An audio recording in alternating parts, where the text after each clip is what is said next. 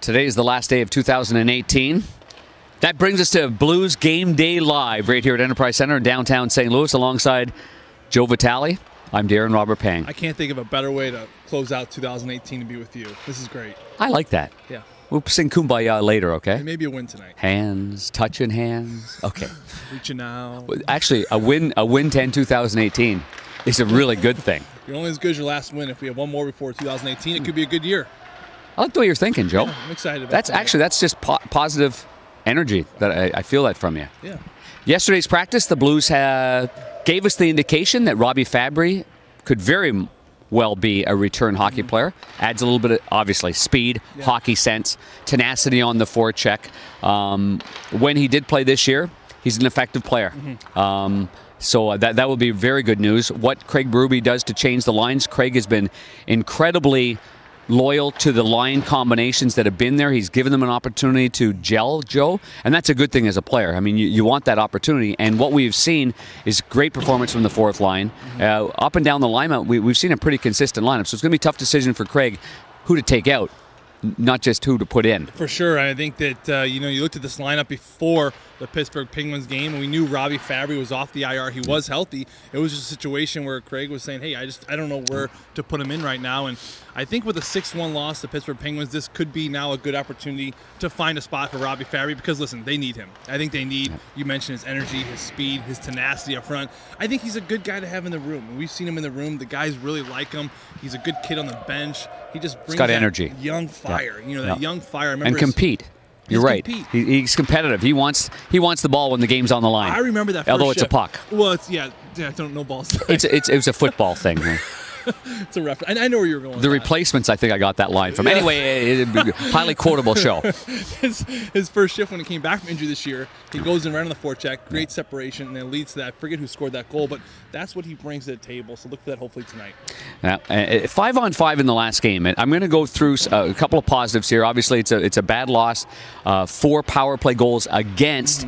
Boy, that knocked the PK from like 81.5% all the way to 78.5%. That's the kind of ding that can make. So yesterday they worked an awful lot on the penalty kill. They need to clean things up. There's no question about that.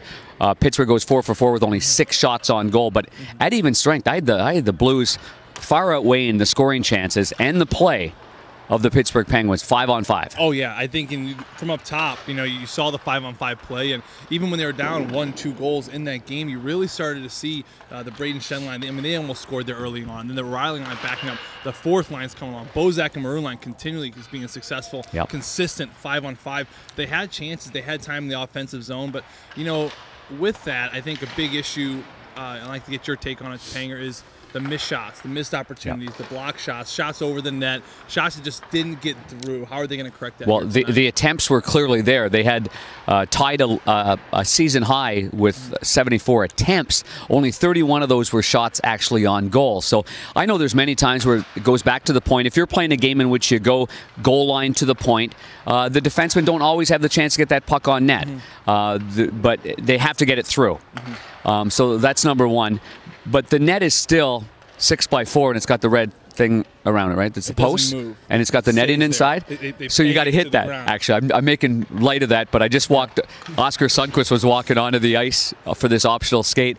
And was he smiling? Actually, he's always smiling. He says, got to hit the net more, right? And I said, the net's been the same size for a long time. And he goes, it's not the glass up top.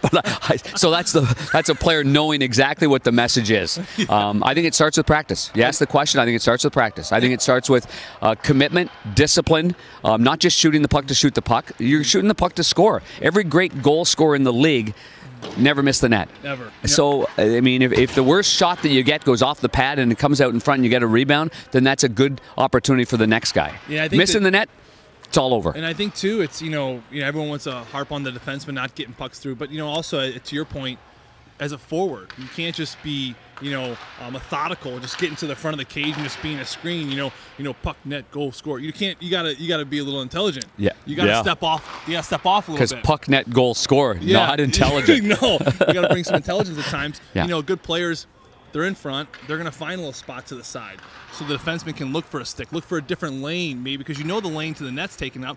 So step off to the side. You're gonna see Lundqvist probably tonight. Big body, good frame, old European goalie. Yeah, Get him off to the side. Hopefully 36 years old. 36. Winning this Europe. But he's got 442 wins. Yeesh. He knows how to win hockey games. Yes, he does. So he's his last 5, he's 1-0-4. He won 4-3 in Nashville, but he lost 3 in overtime and 1 in a shootout. Not getting very many breaks. No, going the distance too. Okay, the New York Rangers got a really hot line going right now, and it is the Kreider, Zibanejad, and Jesper Fast line. Fun line to watch. They had 10 points in Nashville. That's 10. Yeah. 3-7 equals 10. Well, I watched that game, and you know how they got started? Very similar how Sidney Crosby got started. Power play right off the hop. Power play right off the hop. And they scored. Right off the hop, the first couple minutes into the game, Kreider gets a great power play goal. You get all your skill players out there. They start getting confidence, and they had a great game in that game. So you look at it being disciplined, not just disciplined, but being disciplined early in the game. Another factor with the New York Rangers they're struggling with is their penalty kill on the road. It's only 67.3%. I know those are numbers, but they've given up 18 goals against in 17 games. So there's something there that the Blues can maybe take advantage of, and maybe they'll get a power play early on and start the game that way by playing ahead instead of chasing. I would hope so. I like to see a little bit more shots on the power play. And Craig Berube talked about it, had a chance to catch up with some of the players yesterday, having more of an aggressive approach to a power play. Get a puck, get to the offensive zone, get a good entry, 1-2 passes maybe, get it to the net. Just start manufacturing.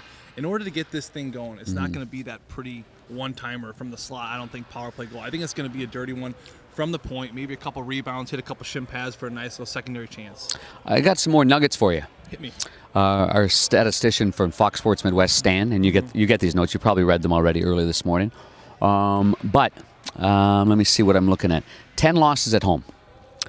9 of them, 3 goals against, came in an average span of 8 minutes and 12 seconds. Versus Pitt, 4 goals against in 8:37. How can that stop? How can the bleeding stop when there's a little bit of pressure and keeping games close? Craig Berube said it yesterday. We got to find a way. It's a 1-0 game. Schwartz has a great move. The goalie makes a great save. Let's stay with that. Stay with it. And if it's 1-0 to the final 2 minutes and we tie it and it's 1-1, let's win it 2-1. Right. But how can this group of players band together when it gets a little bit tough like that? I think it's a very tough question. It's an obvious question that needs to be addressed for this room. Craig Berube was a little bit dumbfounded a little bit yesterday talking about it. He's still probably searching for answers as well. Yep. I think for me, it always comes back down to that leadership role. Who on the bench is going to grab it? It could be a small thing. Grab it by the scruff of the neck. Stand up. That could be me between the benches. Maybe we need you. Let's go! Let's go, boys! pick your line mate up. If he gets out there and it's his fault, pick him up. Hey, it's going to be all right. Yep. And then you have to have that follow-up shift. I'm always interested I to agree see with who you. coach puts out there Next after shift. you let it go. Energy shift. Energy shift. Yeah. You need to get back. But if it's the top line, the top line's got to get the puck in deep and do the things that the dancers do. You got to go. Right? You got to go. And you got to instill that belief throughout that rest of the bench that this line's going, okay, we're going to be all right. You know what I mean? Especially for Jake, too, because, I don't know about you, but sometimes in that game, too, I think defensemen are trying to do too much, or maybe forwards doing too much, trying to block too many shots or get in the way of Jake. When sometimes as a goalie, maybe, correct me if I'm wrong, but that's trust. Get out of the way. That's trust. Get out of the way. I got this, right? Yeah. I mean, the screenshot's a good example. A play in front, you're trying to get your stick, and you're trying to help out, but at the end, let the goalie do his work and continue that team trust. Following being pulled, Jake Allen is 3-0 with a 2.65 goals against average. So he has shown resilience and a bounce back ability, and he'll need that tonight against a team that's got a little bit of confidence after their win. We're going to wrap things up here, kid. You know why? Because it's 2018. I love it. And it's New Year's. I love it. And I love And the game's at 6 o'clock. I can't wait. Me too. You doing anything after? Or? Yeah. Oh, I'm going to go to dinner with you guys. Oh, okay. We're gonna have a big broadcast crew go together. Okay. Okay. We better Good buddy of mine over at Capitol Grill. I think we got something going on, but we need to win first. I'm not going unless we win. It starts with a nap. We got to get a good pregame nap today. Naps are mandatory. Huge naps. There's no question about that. The players will be napping. We're going to be napping. Yeah. Come to the game at 6 o'clock. It's raining out. Be careful.